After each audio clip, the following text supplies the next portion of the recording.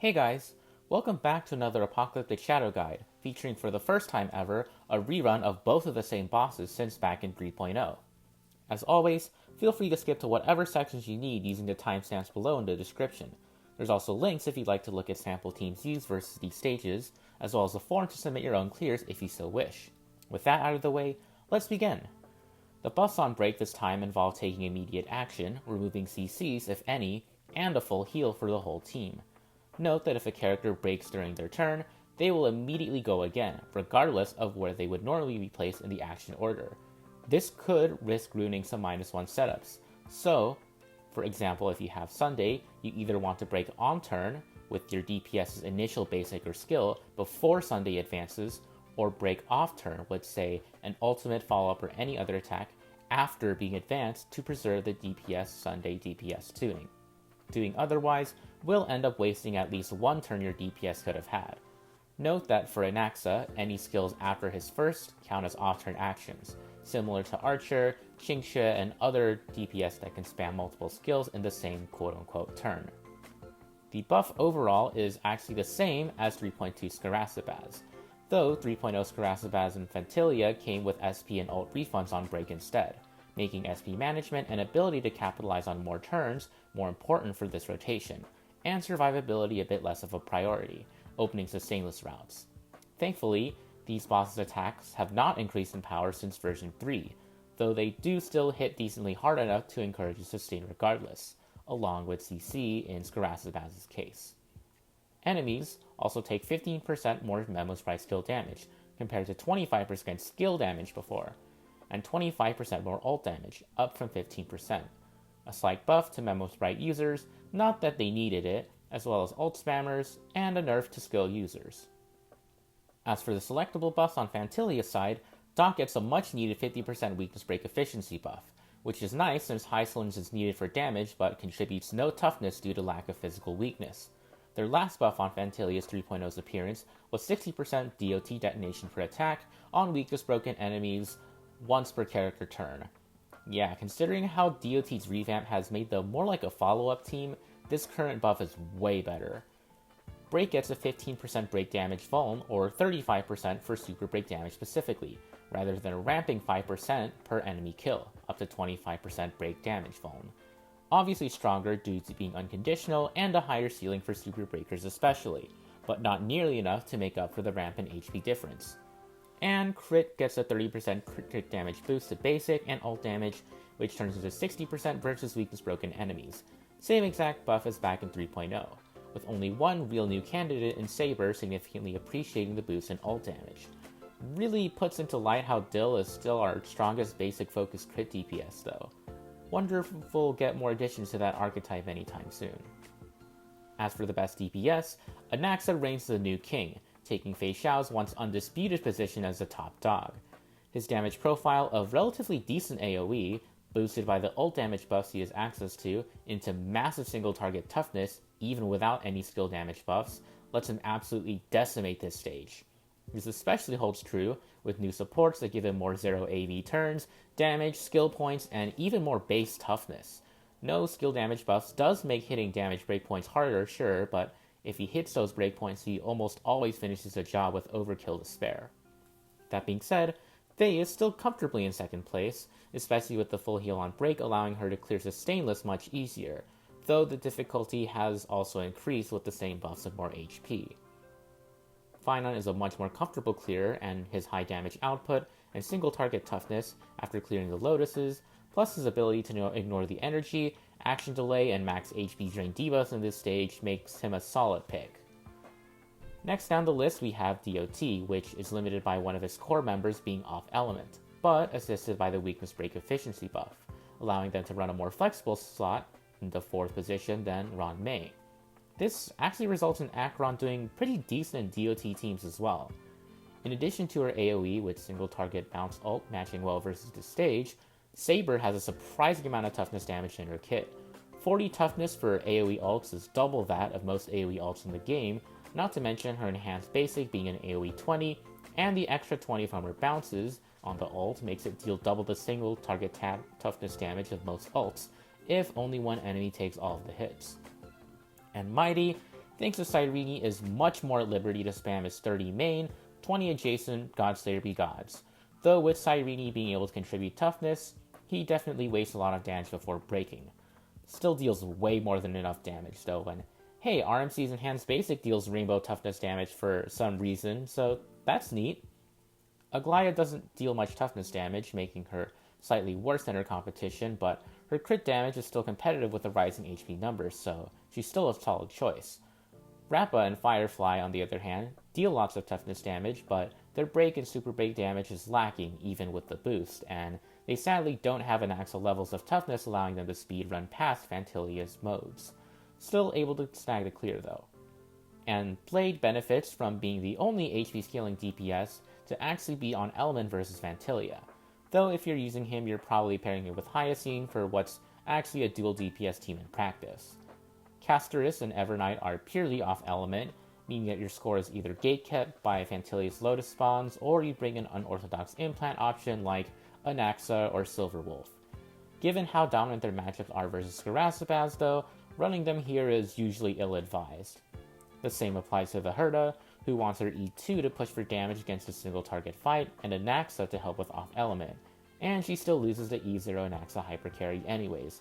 Just put the stings in the bag, man. I've seen E2 Dill as well as Archer and Boot Hill clears, but they require some significant investment to make work. Not really worth it unless you got insane vertical investment on them. Regarding supports, the new RMC Cyrene Cervidra core is ridiculously strong versus this stage, and you'll likely be using at least 1 to 2 of them, if not all 3 on any Chrysos heirs that are brought in. Sunday, Ranmei, and Robin are all pretty nice generic picks, each one offering different ways to assist breaking the boss. Both Fugue and Harmony MC are must picks for break, especially with Sustainless being aided by the heal upon breaking Phantyllia, and the damage requirement being so high. Tribi does work here, but mostly low target count and being off element makes her that much better suited versus the other side. And as for niche picks, Cyber is good for pretty much just Acheron teams or Fei Xiao teams that really struggle on damage, as Fei still has access to much better breakers in Hunch, March, and Moza. Silverwolf allows for some cheesy off-element implant strats, and the higher amp is genuinely appreciated in Acheron teams, as opposed to Zhao Cho, who does decent in Phantyllia, but much prefers to be slotted into DOT instead. Bronya is mainly for Anaxa and Phion mains as a secondary alternative, especially with the lack of SP refund here, and unfortunately Topaz, despite now being free in the shop, doesn't quite have the toughness to justify her slightly better amp than Moza and March, while still being lower and harder to manage than Cyphers. Sparkle also doesn't play well here, as Soulward nuke playstyles generally don't like Phantyllia, preferring more actions to actually break her before dealing damage. Sustain-wise, depending on how good your DPS is at breaking Phantyllia, you'll either want Downhung Permanent Searcher Ray for more damage, or Linkshare or Gallagher for more toughness. Aventurine, Huohuo, and Hyacine still work fine within their archetypes, but they lack either the amp or toughness compared to the previous two. And well, Luocha and Fuxuan don't really do much besides stand there and heal, as expected the version 1 sustained, sadly. As for boss stats, Phantyllia herself has gained 78% more HP in the past 6 versions, while her Lotuses has over twice the health now. Toughness values have thankfully remained unchanged though, so no double penalty for break teams, and frankly all other teams as well. She and her Lotuses still all move at 158.4 speed, have 40% elemental and effect res, and 75% CC res as well. Each Lotus kill deals 45 toughness to Phantyllia and 3.3% of her max HP, or about 150k HP by now. Phantyllia starts each phase toughness locked, though there is actually a small window between moded phase changes where her toughness is unlocked before she spawns her Lotuses. Killing any Lotus also re-unlocks her toughness, making them crucial to wipe out for clearing the stage. In fact, just killing 2 waves of Lotuses per phase should get you most of the way to breaking her, as depleting 2 waves of Lotuses in phase 1 drops her to 110 effective toughness, while in phase 2 it's a measly 20. Granted, the best teams will only break within 1 wave of Lotuses, a much harder ask, but the failsafe is still there. On top of dealing 45 toughness, 3.3% of Phantyllia's max HP, and unlocking her toughness if it was locked though, depending on the Lotus you kill, your team also gets different buffs. The purple destruction Lotuses with higher HP and 50% damage reduction, but 50% vuln upon being broken, refund 25% max HP on kill. And if your first Lotus killed was a purple Lotus, they boost your team's break effect by 20% as well, stacking permanently. Break DPS will naturally kill these faster, between the lower toughness and increased damage on break, so that's nice. On the other hand, the yellow abundance Lotuses with higher toughness and no damage reduction, but refunding 10 energy AoE on kill. And if the first Lotus killed is a yellow Lotus, 20% team-wide damage, also stacking permanently. Crit and dot DPS will naturally kill these first. In other words, unless your rotation is weird, the permanently wrapping buffs you get will be the ones your team needs, while everyone gets access to the heals and the energy. Phase 1 has Phantyllia switch between two different modes, Abundance and Destruction mode. Phantyllia starts in Abundance mode, spawning one each of purple and yellow Lotuses, and in turn 1, which takes place at 0 AV, she uses a single target attack, followed by a weaker AoE. Turn 2 is the same single target attack, followed by another single target attack for the same damage, but providing no energy. If a yellow Lotus is still able to act, that attack will drain 5 energy instead. Turn 3 has her perform a powerful AoE, then switch to Destruction mode, which, upon entering, she spawns 2 new purple and yellow Lotuses each. Her first turn in this state is the same as her original turn 1, and her second turn is the same as her original turn 2, except that the target DPS instead loses 25% of their max recoverable HP for 2 turns per purple Lotus able to act. Turn 3 is a slightly weaker AoE that pushes her back to Abundance mode, then rinse and repeat. Hopefully you shouldn't get to this turn though, as hitting it usually means you're off of the 3-star clear pace. Phase 2 has her open with summoning the same Lotus formation, 2 purple and 2 yellow, and for every subsequent time she summons Lotuses, they will respawn in the following order: 4 purple, then 4 yellow, then back to 2 purple, 2 yellow. You shouldn't see this full rotation of Lotuses though, as this also means you likely won't be clearing with 3 stars. These Lotuses then lock onto the characters across from them and have their action delayed by 100%. Should they get to act via not being broken, CC'd, or killed, they will deal a massive AoE that deals more damage the more locked on targets still remain. Interestingly, this refunds a whopping 30 energies should you somehow survive. At this point, if it's turn 4 or later, aka this the second or later time Phantyllia is performing these types of actions, she will also add an AoE that procs the effects of the purple and yellow Lotuses on the characters across from them. Turns 2 and 3 both have Phantyllia perform a blast and AoE attack. Overall, very simple mechanics making this fight a normal damage race with summons you have to occasionally kill. Alright, now on to Skaracabaz updates. Same stage buffs as Phantyllia, though different DPS are best suited to take care of it. The first selectable buff is mainly for casterous teams, but only if she is not doing the lion's share of the damage, as otherwise a third buff with not just a damage boost, but a weakness break efficiency one to boot would be more useful for her. Evernight and the Herda teams much prefer the second buff for being unconditional and also providing a speed boost, plus the damage boost also applying to their sub DPS of choice in RMC, Cyrene, and or Mini Herda. And if neither the first or second buffs apply to you, or you really want that weakness break efficiency at all costs, the third buff is the go-to for hypercarry and most generic teams, providing both 50% weakness break efficiency and crit damage for 1 turn after ulting. Acheron and Phynon are probably the best abusers of these buffs though, being hypercarry ult users who can hold onto these buffs for a while. Speaking of which, you'll notice that the best DPS list for Skaracabaz outside of the DPS I just mentioned is really small. There really just aren't many AoE nukers that match up to the sheer damage requirements needed for this stage. Mighty and DOT are the only other mentions on this list, and both of them depend on Cyrene for optimal performance without going into E2s. Mighty is still a comfortable clear regardless, as he can still soak up all the CC and damage without a care in the world, like he did the 2 Skaracabaz rotations last time. His survivability is similar to Phynon, especially with the full heal on break keeping his allies topped up. And which one is better depends on your preference and vertical investment, I'd say. And because of the high damage requirement, I'd say that outside of the RMC Cyrene core or Phynon and DOT teams, Tribi is absolutely a must-pick versus this stage. Good AoE damage contributions, high attack frequency to spawn more stings, and of course solid vertical in her E1 and S1. It definitely isn't a coincidence she's on rate up right now. RMC and Cyrene are actually strong for much the same reasons, though their personal damage contributions are a bit on the lower end. Good thing they all work together though.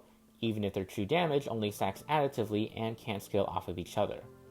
Sunday and Robin are also solid support choices for their amp and ability to revive CC characters from the depths of the action value bar.